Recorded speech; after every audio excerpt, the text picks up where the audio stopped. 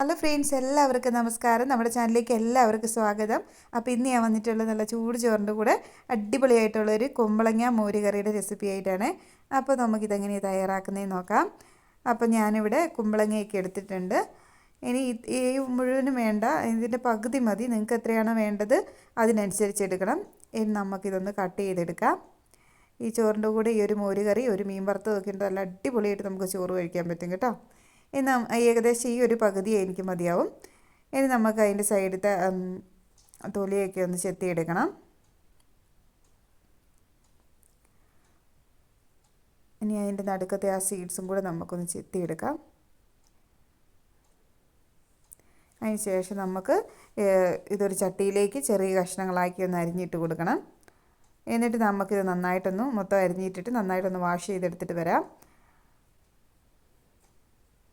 ഞാനെല്ലാം അരിഞ്ഞെടുത്തിട്ടുണ്ട്.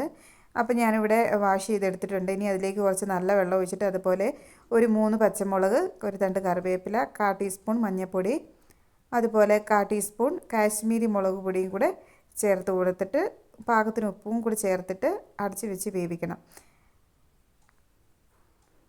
അടച്ച് വെച്ച് വേവിക്കാം. ഇനി നമുക്ക് ഇപ്പോൾ ഇവിടെ ഒരു 10 മിനിറ്റൊക്കെ കഴിഞ്ഞിട്ട് നമുക്ക് തുറന്ന് നോക്കാം. അപ്പോൾ നമ്മുടെ കുമ്പളങ്ങയൊക്കെ വെന്ത് വന്നിട്ടുണ്ട്. ഇനി അടുപ്പ് ഓഫാക്കിയിട്ട് അരപ്പിന് വേണ്ടിയിട്ട് മിക്സി ജാറിലേക്ക് ഒരു 1/4 കപ്പ് തേങ്ങ, 1/4 ടീസ്പൂൺ ജീരകം, 1/4 ടീസ്പൂൺ മഞ്ഞൾപ്പൊടി, ഇത് മൂന്നും കൂടി നല്ല പേസ്റ്റ് പോലെ ഒന്ന് അരച്ചെടുത്തിട്ട് വരാം. ഇനി നമ്മൾ അരച്ച് വെച്ചേക്ക് നമ്മുടെ പേസ്റ്റ് നമ്മുടെ കറിയിലേക്ക് ചേർത്ത് കൊടുക്കാം. എന്നിട്ട് നന്നായിട്ട് ഇളക്കി കൊടുക്കണം. അതിന് ശേഷം ഇതൊരു 2 സെക്കൻഡ് ഒന്ന് നല്ലോണം തിളച്ച് വരണം, ആ പച്ചമണമൊക്കെ മാറാൻ വേണ്ടിയിട്ട്. അതിന് ശേഷം നമ്മൾ ആ മിക്സി ജാറിലേക്ക് തന്നെ ഒരു കപ്പ് തൈരും കൂടി എടുത്തൊന്ന് ജസ്റ്റ് ഒന്ന് അടിച്ചെടുത്തിട്ടുണ്ട്. അതും കൂടി നമുക്കതിലേക്ക് ചേർത്ത് കൊടുക്കാം. ഇനി തീ ഓഫ് ആക്കണം, ഇല്ലെങ്കിൽ പിരിഞ്ഞു പോകും കേട്ടോ. ഇനി നന്നായിട്ടൊന്ന് തണുപ്പ് പോകുന്നോടം വരെ ഇളക്കി കൊടുക്കാം. ഇനി കടുക് പൊട്ടിക്കാൻ വേണ്ടി ഒരു പാൻ വെച്ച് കൊടുത്തിട്ട് അതിലേക്ക് എണ്ണ ഒഴിച്ച് കൊടുക്കാം. അതിലേക്ക് ഉലുവ ഇട്ട് കൊടുക്കാം, അതുപോലെ കടുക് ഇട്ട് കൊടുക്കാം. ഇനി നമ്മൾ അരിഞ്ഞ് വെച്ചേക്കുന്ന ഉള്ളി ചേർത്ത് കൊടുക്കാം.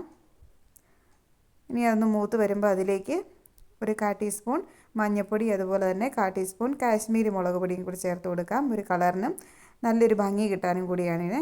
ഇനി നമുക്കത് നമ്മുടെ കറിയിലേക്ക് ചേർത്ത് കൊടുക്കാം. ഇപ്പം നമ്മുടെ കറിയൊക്കെ ഇവിടെ റെഡി ആയിട്ടുണ്ട്. കടുക് പൊട്ടിച്ചെടുത്തിട്ടുണ്ട്.